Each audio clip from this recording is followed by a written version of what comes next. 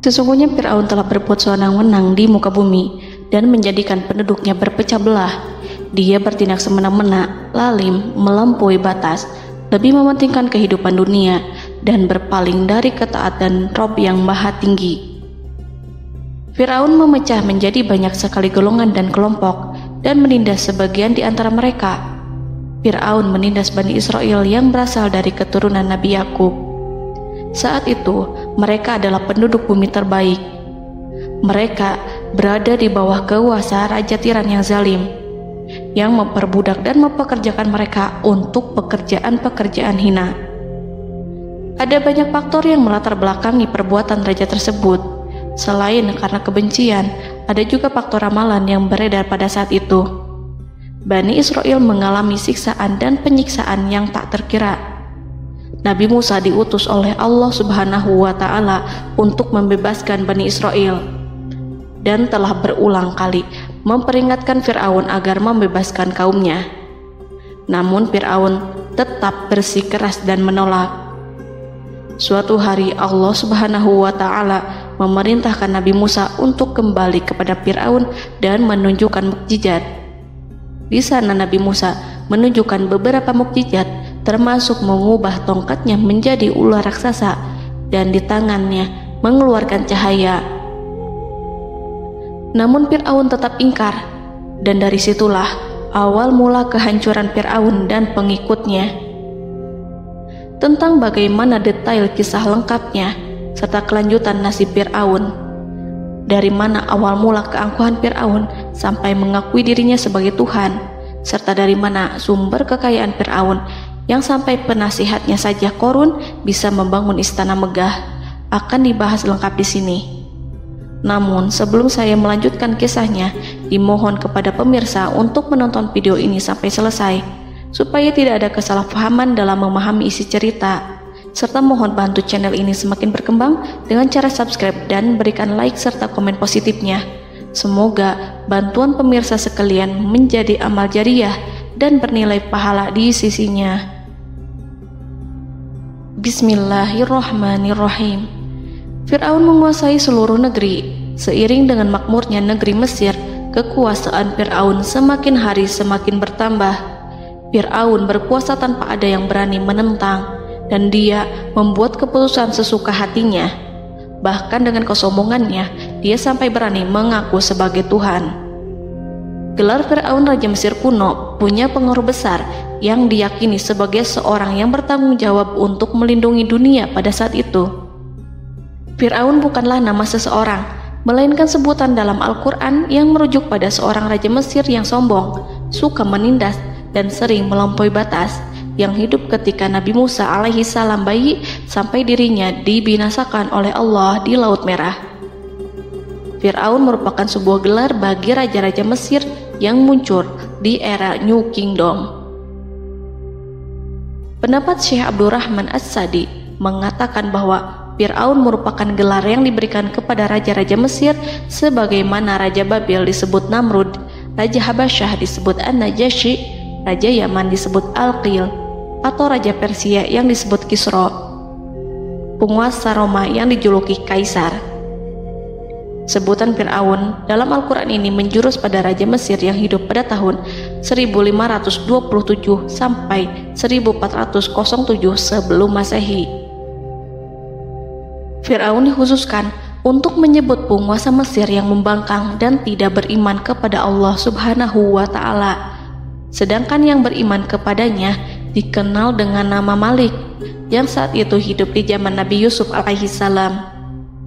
Sebagian ahli sejarah mengatakan bahwa penguasa Mesir pada masa Nabi Yusuf disebut Al-Malik atau Raja, tidak disebut Fir'aun, karena kedua penguasa ini berbeda asal daerahnya. Penguasa Mesir pada masa Nabi Yusuf berasal dari Mesir pesisir, sehingga mudah untuk menerima perubahan.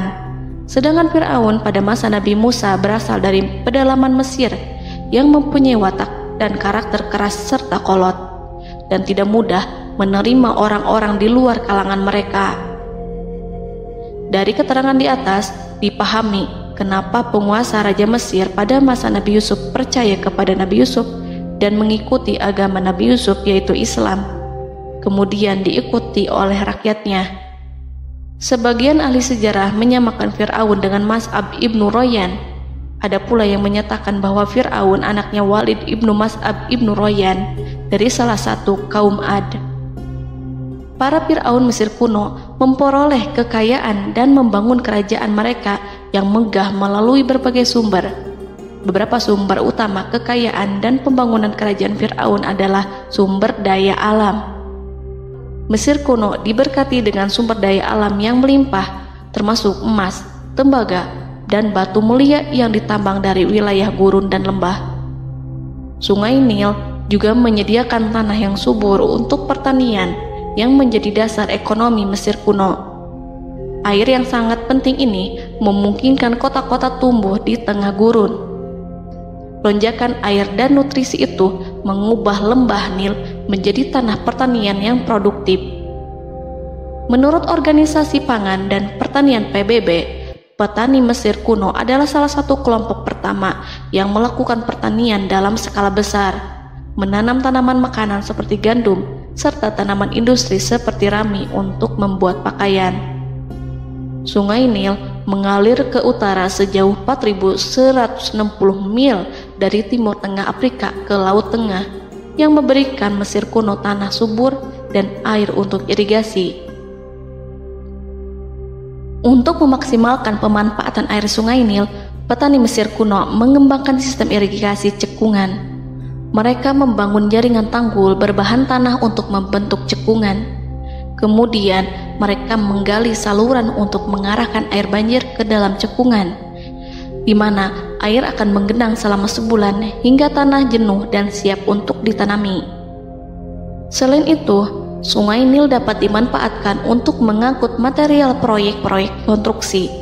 Untuk mendapatkan manfaat dari Sungai Nil, orang yang tinggal di tepi sungainya harus mencari cara mengatasi banjir tahunan sungai ini.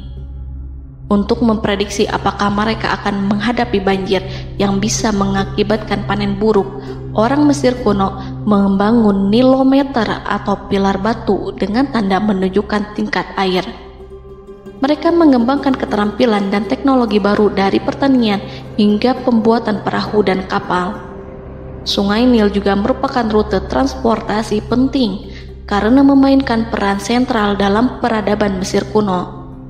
Orang Mesir menjadi ahli dalam membangun perahu dan kapal untuk mengangkut berbagai barang, termasuk ternak, sayuran, ikan, roti, dan kayu.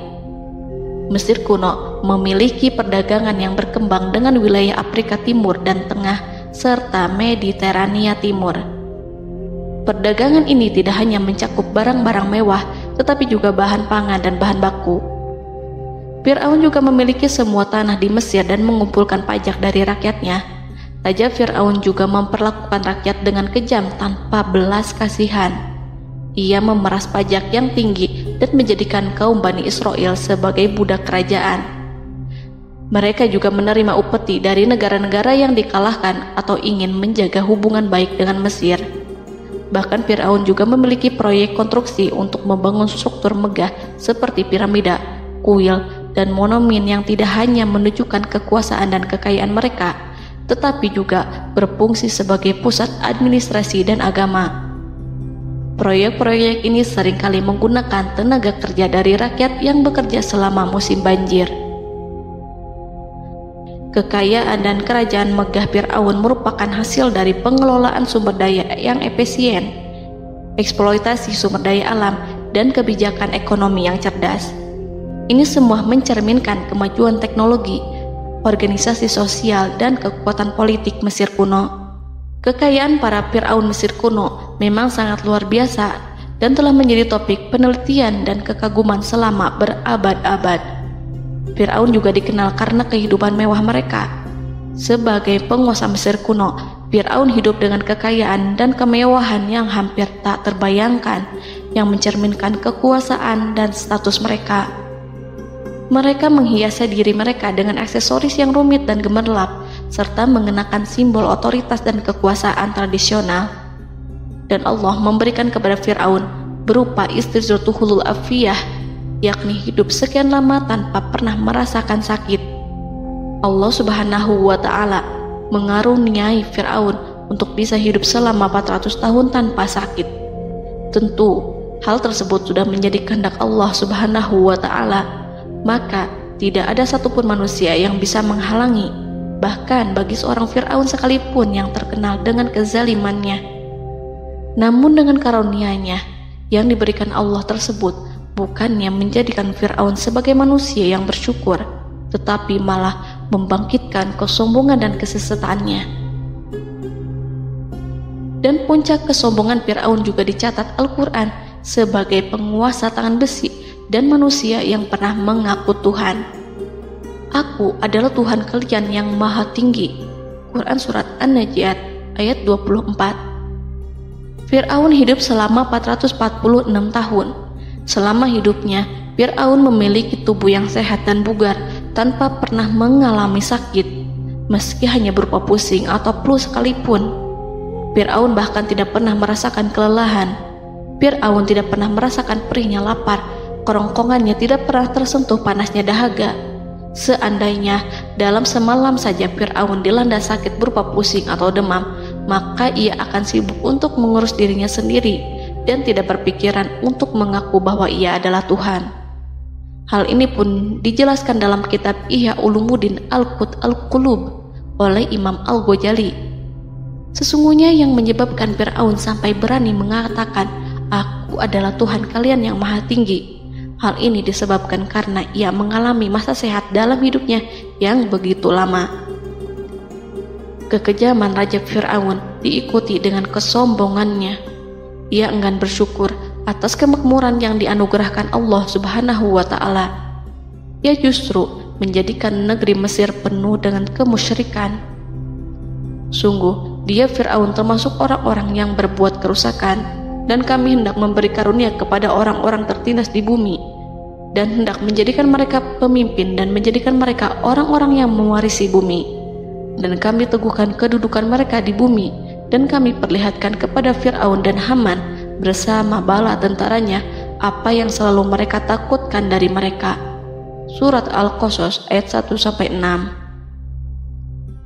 Haman yang merupakan penasihat dan sekaligus pelaksana proyek pembangunan menara untuk Fir'aun yang ikut berkontribusi dalam kesesatan Fir'aun, dan dia juga yang menjadi aktor utama atas kezaliman Fir'aun yang nantinya memberikan nasihat kepada Fir'aun dan mendorongnya untuk menolak ajaran Nabi Musa alaihi salam.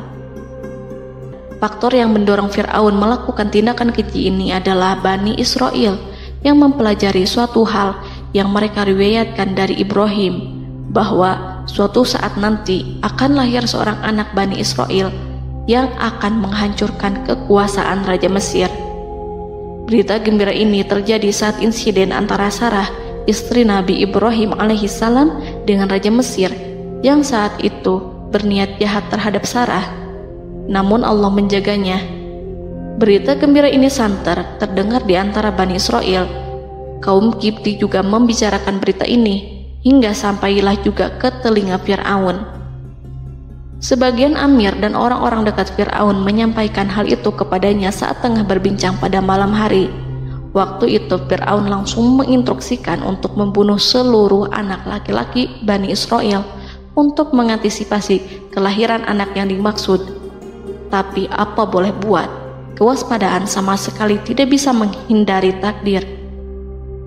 Suatu ketika Fir'aun bermimpi seakan-akan api datang dari arah Baitul Maqdis lalu membakar semua rumah Mesir dan seluruh kaum Kipti. Namun api tersebut tidak membahayakan Bani Israel. Saat bangun, Fir'aun merasa takut oleh mimpi itu. Ia kemudian mengumpulkan seluruh paranormal dan tukang sihir. Fir'aun bertanya kepada mereka terkait mimpi itu. Mereka berkata, akan lahir seorang bayi laki-laki dari kalangan Bani Israel yang akan menghancurkan penduduk Mesir.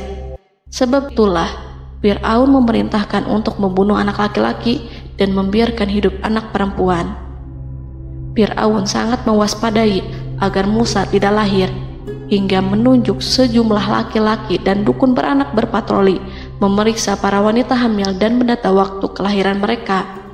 Jika ada yang melahirkan anak laki-laki, si bayi langsung disembelih oleh para algojo seketika itu juga.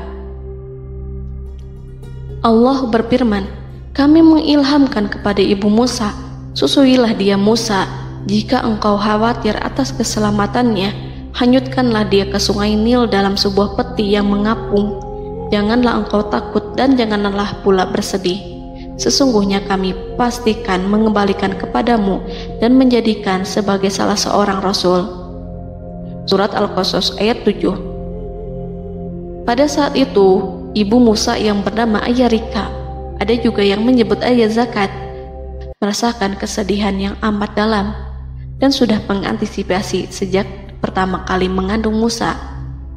Kehamilannya ini memang tidak terlihat. Harun lahir pada tahun ketika hukuman mati bagi lelaki tidak berlaku, sementara Musa lahir pada tahun di mana bayi laki-laki harus dibunuh. Saat melahirkan, ibunya mendapat ilham agar Musa kecil diletakkan di dalam peti yang diikat dengan tali. Rumahnya tepat di hulu sungai Nil.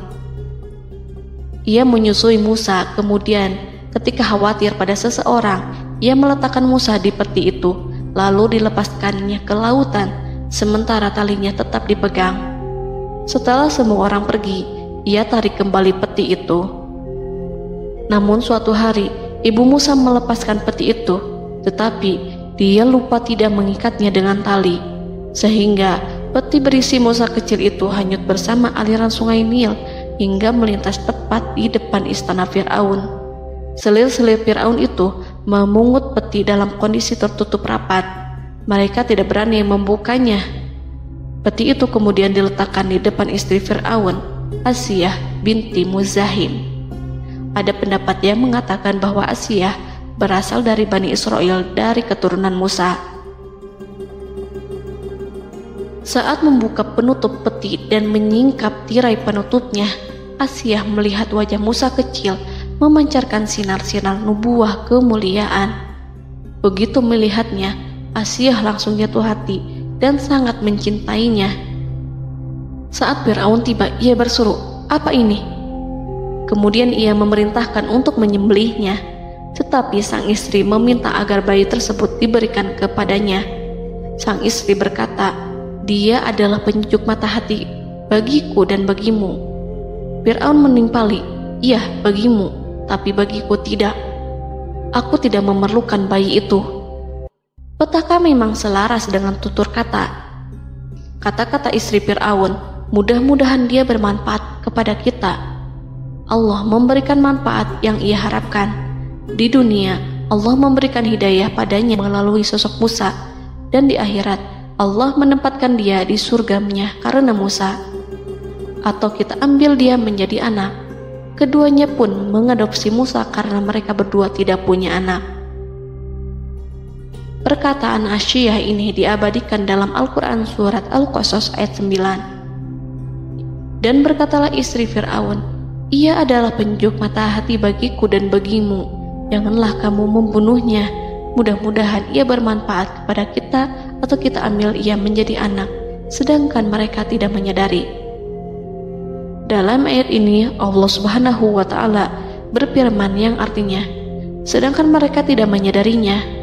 Ibnu Katsir menjelaskan maksud dari ayat ini, mereka tidak mengetahui apa yang dikehendaki Allah, bahwa di tangan anak itulah terjadinya kehancuran masa depan Fir'aun dan bala tentaranya. Mereka tidak mengetahui hukuman besar Allah yang dikehendaki terhadap Fir'aun dan pasukannya. Mereka tidak tahu bahwa Allah menakdirkan mereka untuk memungutnya. Saat Musa tinggal di kediaman Fir'aun, pihak keluarga ingin menyusuinya. Namun Musa tidak mau menerima susu wanita manapun. Ia juga tidak mau makan, hingga mereka dibuat bingung karenanya.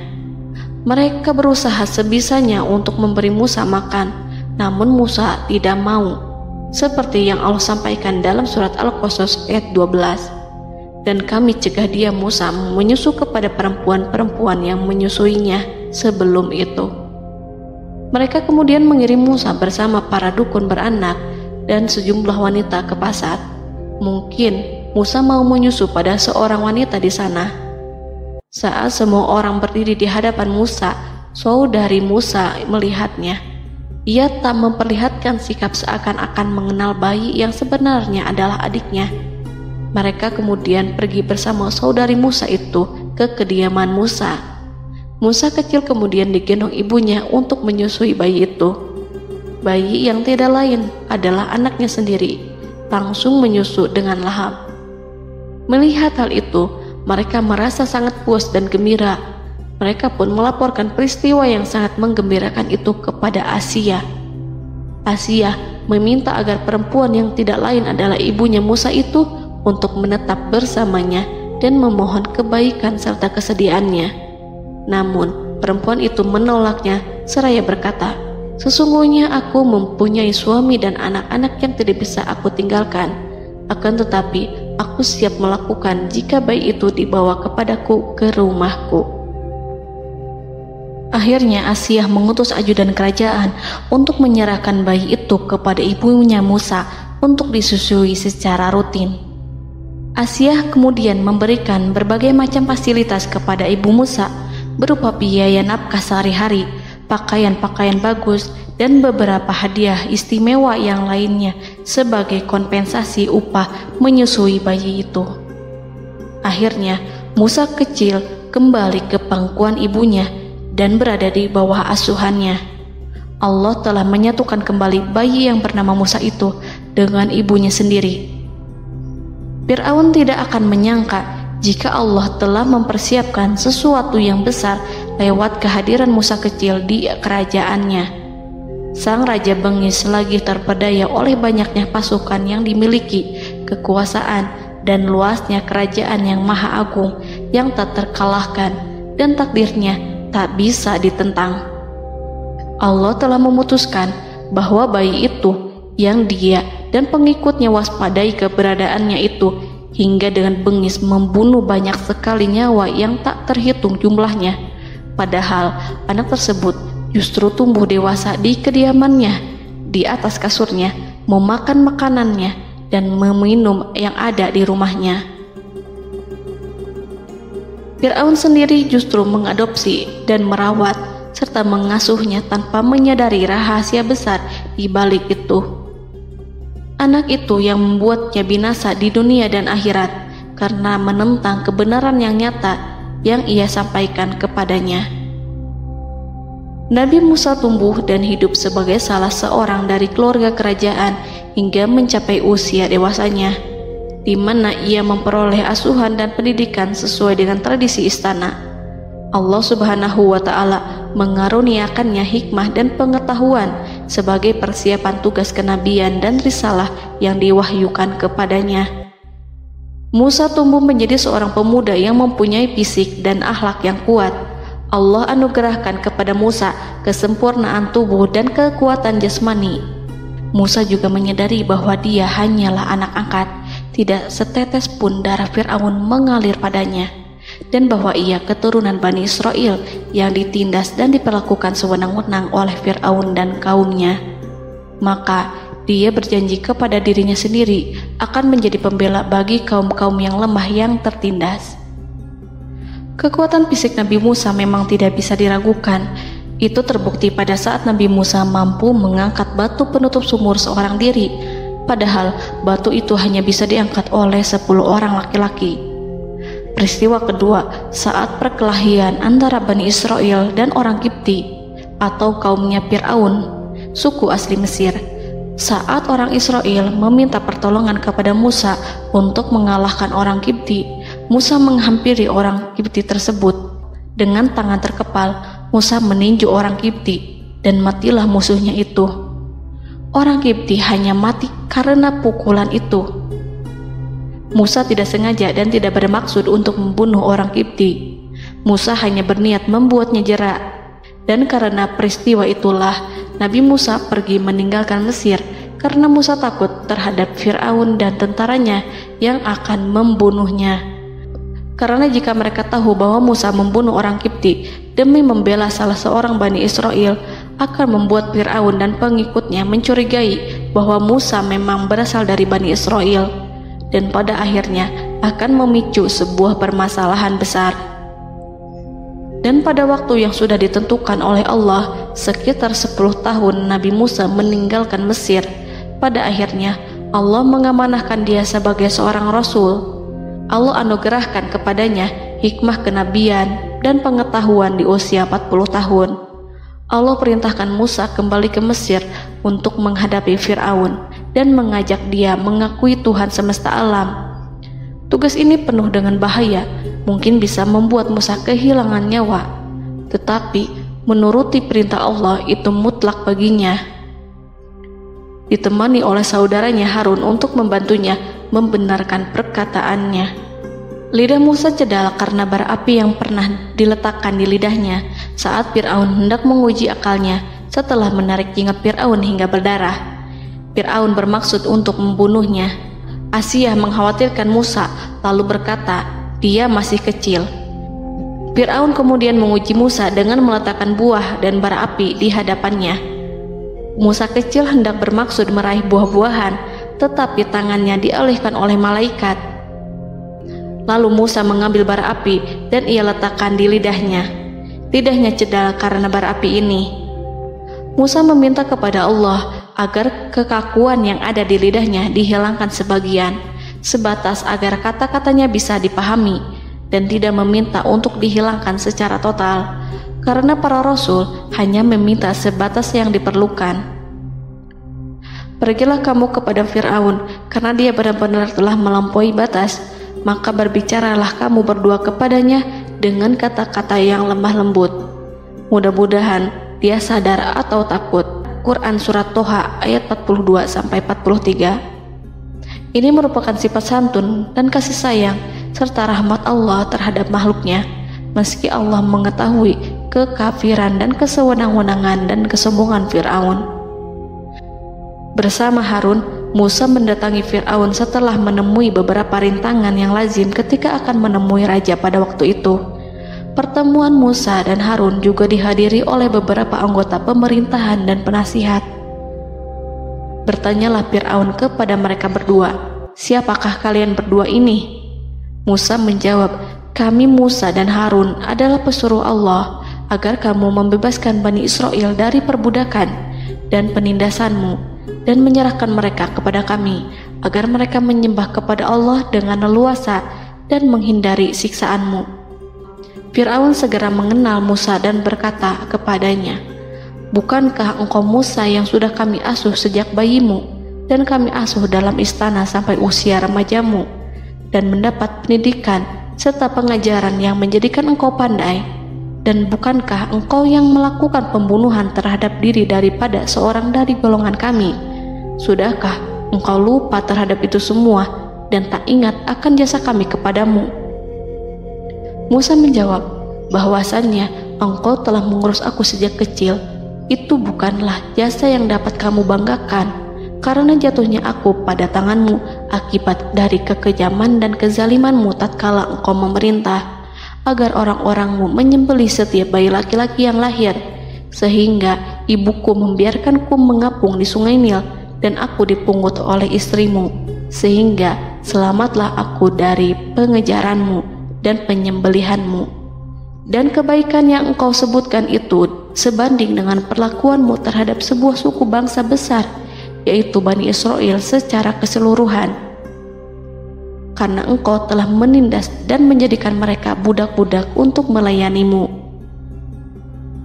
Dan mengenai pembunuhan itu merupakan kehilafanku, lalu aku lari darimu karena aku takut kepadamu. Namun peristiwa itu merupakan rahmat dan hikmah yang terselubung bagiku, sebab dalam perantauanku setelah aku melarikan diri dari negerimu ini, Allah Subhanahu wa Ta'ala mengaruniakanku dengan hikmah ilmu dan mengutus aku sebagai rasul. Maka dalam rangka tugasku sebagai rasul, datanglah aku kepadamu atas perintah Allah untuk mengajak engkau dan kaummu untuk menyembah Allah dan meninggalkan kezaliman serta penindasanmu terhadap Bani Israel yang engkau pekerjakan dan perbudak mereka untuk melakukan pekerjaan dan melayanimu. Fir'aun bertanya, siapakah Tuhan yang engkau sebut-sebut itu, hai Musa? Adakah Tuhan di atas bumi ini selain aku yang patut disembah dan dipuja? Musa menjawab, ya, yaitu Tuhanmu dan Tuhan nenek moyangmu, serta Tuhan alam semesta. Fir'aun bertanya, siapakah Tuhan alam semesta itu? Musa menjawab, ialah Tuhan langit dan bumi, dan segala yang ada di langit dan di bumi. Berkatalah Fir'aun kepada para penasehatnya dan para pembesarnya, sesungguhnya Rasul yang diutus kepada kamu ini adalah seorang yang gila. Kemudian ia balik bertanya kepada Harun dan Musa, siapakah Tuhan kamu berdua? Akulah Tuhanmu yang paling tinggi. Surat An-Najiat ayat 23-24. Dan Fir'aun berkata, wahai para pembesar kaumku, aku tidak mengetahui ada Tuhan bagimu selain aku. Quran Surat Al-Qasas ayat 38. Fir'aun menentang, padahal ia tahu bahwa ia adalah hamba yang diatur, dan Allah lah yang menciptakan dan memberi bentuk rupa. Dan mereka mengingkarinya karena kezaliman dan kesombongannya, padahal hati mereka meyakini kebenarannya. Maka perhatikanlah bagaimana kesudahan orang-orang yang berbuat kerusakan. Quran Surat An-Naml ayat 14. Fir'aun beralih memakai kekuasaan dan wibawa yang ia miliki. Fir'aun berkata, jika engkau menyembah Tuhan selain aku akan memasukkanmu ke dalam penjara. Musa berkata, apakah engkau akan melakukan itu sekalipun aku tunjukkan kepadamu suatu bukti yang nyata? Fir'aun menjawab, tunjukkanlah sesuatu yang nyata itu. Maka Musa melemparkan tongkatnya. Tiba-tiba tongkat itu menjadi ular besar, dan Musa mengeluarkan tangan dari dalam bajunya. Tiba-tiba tangan itu menjadi putih bercahaya. Saking ketakutannya hingga membuat Fir'aun terkena diare. Dalam sehari lebih dari 40 kali buang air. Namun Fir'aun sebagai raja yang mengaku Tuhan tentu tidak akan begitu saja menyerah kepada Musa, walaupun telah diperlihatkan 2 mukjizat. Bahkan Fir'aun berkata kepada kaumnya yang dikhawatirkan terpengaruh oleh mukjizat Musa, bahwa apa yang dilakukan Musa merupakan sihir, dan Musa Harun adalah ahli sihir yang datang dengan maksud menguasai Mesir. Salah satu penasehatnya, yaitu Haman, mengusulkan agar mengumpulkan semua ahli sihir dari berbagai penjuru kerajaan untuk bertanding mematahkan sihir Musa, yang tanpa pikir panjang Fir'aun setujui. Fir'aun pun berkata kepada Musa, apa yang kau bawa ini adalah sihir. Kami akan melawanmu dengan sihir yang sama. Fir'aun pun kemudian meminta Musa untuk bertemu pada waktu dan tempat yang disepakati, dan langsung disetujui Nabi Musa tanpa ragu sedikit pun. Inilah salah satu tujuan terbesar Musa untuk memperlihatkan ayat-ayat hujah dan bukti-bukti nyata Allah di hadapan halayak ramai. Dengan berbekal pertolongan Allah, Musa yakin akan menang melawan para ahli sihir itu. Maka pada waktu yang sudah ditetapkan, yakni pada permulaan hari, saat cahaya matahari mulai terik menyengat, sehingga kebenaran akan terlihat terlebih jelas dan nyata, orang-orang berbondong-bondong menuju tempat yang sudah ditentukan untuk melihat pertandingan sihir yang sudah dihadiri ribuan tukang sihir. Menurut Muhammad bin Ka'ab, mereka berjumlah 80.000 ahli sihir. Mereka sudah dijanjikan hadiah dan uang yang besar jika berhasil mengalahkan Musa. Para penyihir istana berkata, wahai Musa, apakah engkau yang mau lebih dahulu ataukah kami? Musa menjawab, silahkan kalian lebih dahulu. Maka ketika tali-tali dan tongkat-tongkat ahli sihir dilemparkan, tiba-tiba berubah menjadi seakan-akan ia merayap cepat karena sihir mereka. Ada rasa takut yang menyelimuti hati Musa, takut jika orang-orang terkena fitnah sihir dan tipu daya mereka. Namun Allah langsung menguatkan Musa dan berkata, yang diabadikan dalam Quran Surat Toha ayat 65-69. Janganlah engkau takut, sungguh engkaulah yang unggul, dan lemparkanlah apa yang ada di tangan kananmu, niscaya ia akan membuat. Apa yang mereka buat itu hanyalah tipu daya tukang sihir belaka, dan tidak akan menang tukang sihir itu dari manapun ia datang. Saat Musa melemparkan tongkat, tongkat itu berubah menjadi ular besar yang memiliki kaki, berleher besar, dan bentuk yang menakutkan, hingga semua orang lari dan menjauh. Ular itu kemudian menelan tali-tali para tukang sihir dengan satu persatu dengan gerakan super cepat. Semua orang melihatnya dengan penuh keheranan, sementara para tukang sihir mereka tercengang dan bingung kala melihatnya. Mereka melihat sesuatu yang sama sekali tidak pernah terlintas di benaknya dan juga berada di luar bidang yang mereka kuasai. Saat itulah mereka tahu pasti bahwa yang mereka lihat itu bukanlah sihir, sulap, khayalan ilusi ataupun kebohongan semata, tetapi sebuah kebenaran yang hanya bisa dilakukan oleh Yang Maha Benar, yang mengutus mukjizat tersebut dengan benar. Allah menyingkap tabir kelalaian dari hati mereka, menyinarinya dengan petunjuk yang Ia ciptakan dan menyingkirkan gumpalan keras di hatinya. Mereka segera bertaubat dan tunduk sujud kepadanya. Dengan lantang mereka mengatakan kepada semua yang hadir tanpa memperdulikan hukuman ataupun siksaan apapun, "Kami beriman kepada Rob seluruh alam, yaitu Tuhannya Musa dan Harun." Fir'aun yang congkak dan sombong tentu sangat marah dengan apa yang disaksikannya itu ketika melihat ahli-ahli sihirnya begitu cepat menyerah dan mengakui kekalahan kepada Musa, bahkan menyatakan beriman kepada Tuhan Musa dan Harun.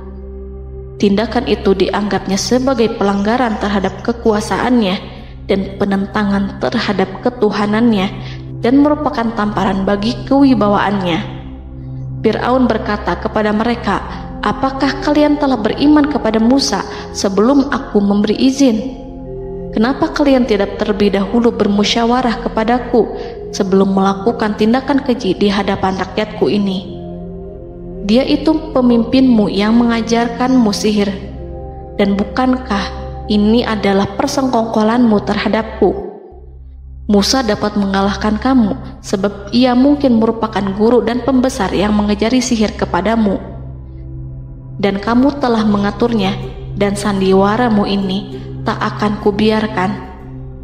Akan kupotong tangan dan kakimu secara bersilang, dan sungguh aku akan salib kamu pada pangkal pohon kurma sebagai balasan dan hukuman atas pengkhianatanmu ini."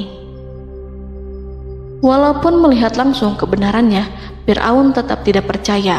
Dia tidak suka keyakinan para penyihir terhadap Musa. Para penyihir itu yang telah mengakui keimanan mereka kepada Allah tak merasa gentar ataupun takut, karena ketika para tukang sihir itu sujud, mereka melihat rumah dan istana-istana di surga yang telah dipersiapkan untuk mereka. Semuanya dirias untuk menyambut kedatangan mereka. Karena itu, mereka tidak peduli dengan ancaman Fir'aun.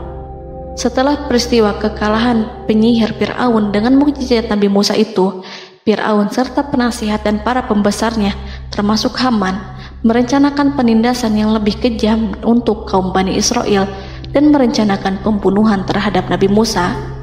Fir'aun khawatir jika gerakan Musa tidak dipatahkan akan mengancam kerajaan dan kewibawaannya yang mengaku sebagai Tuhan.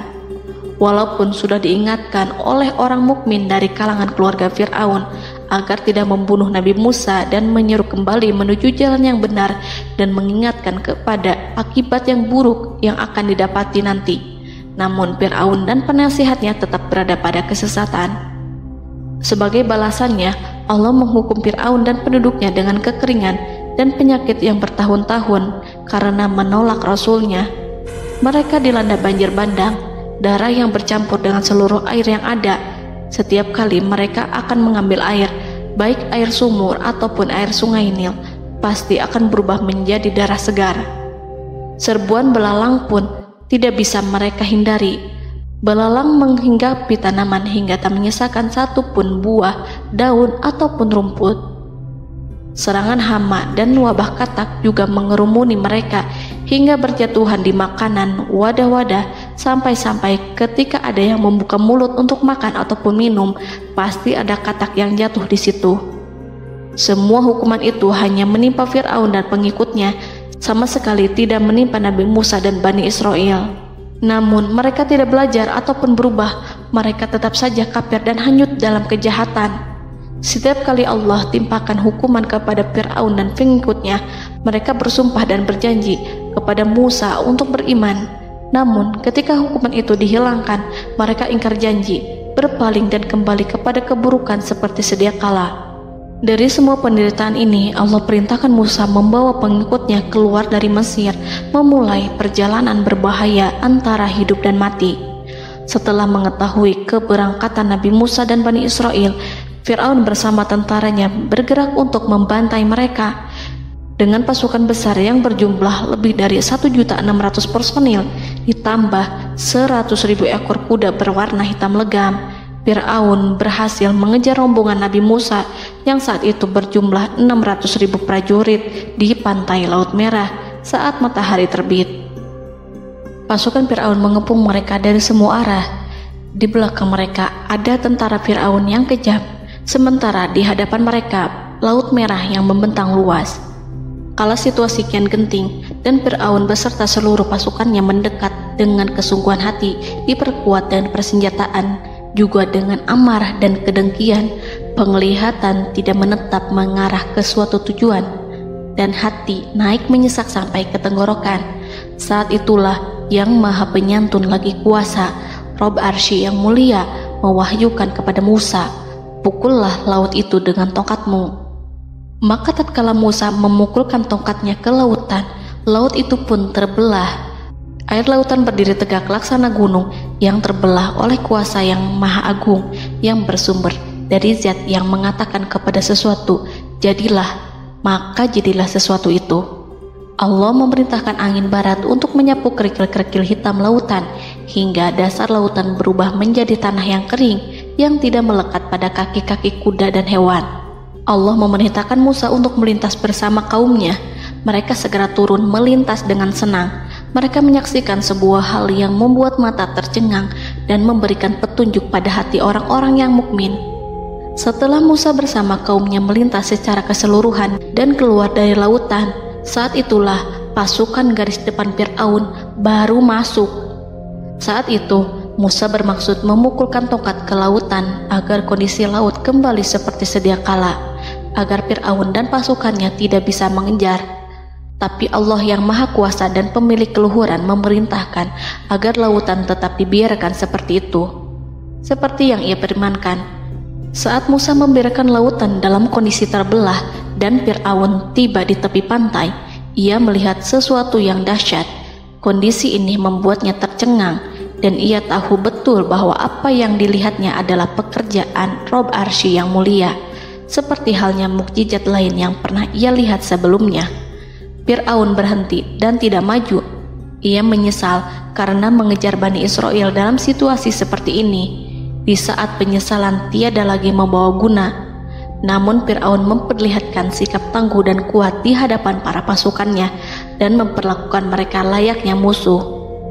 Jiwa kafir dan watak Fir'aun mendorong dirinya mengatakan kepada kaum yang ia perdaya hingga patuh dan mengikuti kebatilannya, "Lihatlah bagaimana lautan ini terbelah agar aku bisa mengejar budak-budakku yang melarikan diri dari kekuasaanku, menyimpang dari ketaatanku dan meninggalkan negeriku." Fir'aun bersembunyi di barisan belakang dengan harapan ia bisa selamat, tapi mustahil ia bisa selamat. Fir'aun terlihat maju mundur. Dan pada kesempatan itu, Jibril menampakkan diri dalam wujud seorang penunggang kuda perawan, lalu melintas di hadapan kuda jantan yang ditunggangi oleh Fir'aun.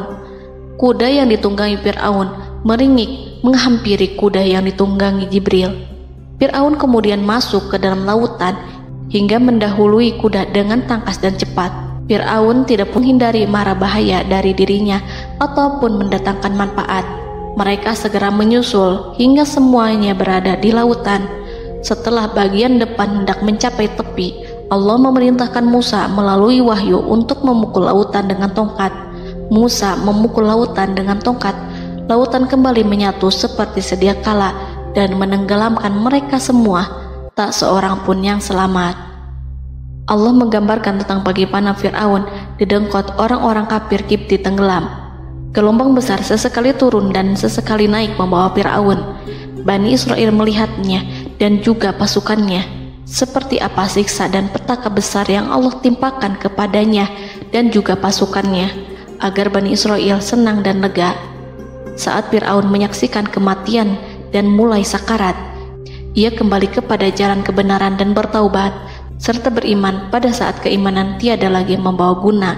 Seperti yang Allah sampaikan dalam ayat yang lain, sesungguhnya orang-orang yang dipastikan mendapat ketetapan Rabb-Mu tidaklah akan beriman meskipun mereka mendapat tanda-tanda kebesaran Allah hingga mereka menyaksikan azab yang pedih. Quran Surat Yunus ayat 96-97. Seperti itulah Musa mendoakan keburukan pada Fir'aun dan golongannya agar harta benda mereka dibinasakan, hati mereka diikat sehingga mereka tidak akan beriman hingga melihat siksaan yang pedih, yaitu ketika keimanan tidak ada lagi membawa guna bagi mereka, sekaligus sebagai penyesalan bagi mereka. Allah berfirman kepada Musa dan Harun saat keduanya mengucapkan doa tersebut, sungguh telah diperkenankan permohonan kamu berdua. Quran Surat Yunus ayat 89. Siksaan yang ditimpakan kepada Fir'aun dan pasukannya ini merupakan jawaban atas doa Musa dan saudaranya Harun. Dalam hadis riwayat Imam Ahmad, Rasulullah Shallallahu Alaihi Wasallam bersabda, saat Fir'aun berkata, aku percaya bahwa tidak ada Tuhan melainkan Rabb yang dipercaya Bani Israel, Jibril berkata kepadaku, wahai Muhammad, andai kau melihatku saat mengambil pasir lautan, lalu aku sumpalkan ke mulutnya karena khawatir jika rahmat menghampirinya. Ibnu Abbas dan lainnya mengatakan, sebagian Bani Israel meragukan kematian Fir'aun, bahkan ada yang menyatakan bahwa Fir'aun tidak mati. Allah kemudian memerintahkan lautan untuk mengapungkan jasad Fir'aun.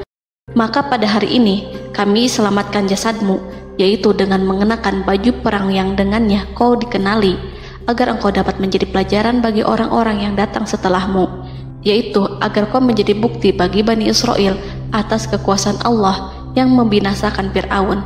Karena itu, sebagian salaf membaca, kemungkinan yang dimaksud adalah kami menyelamatkan jasadmu beserta baju perangmu agar kau menjadi pelajaran bagi orang-orang setelahmu dari kalangan Bani Israel, dan mereka tahu bahwa kau telah binasa.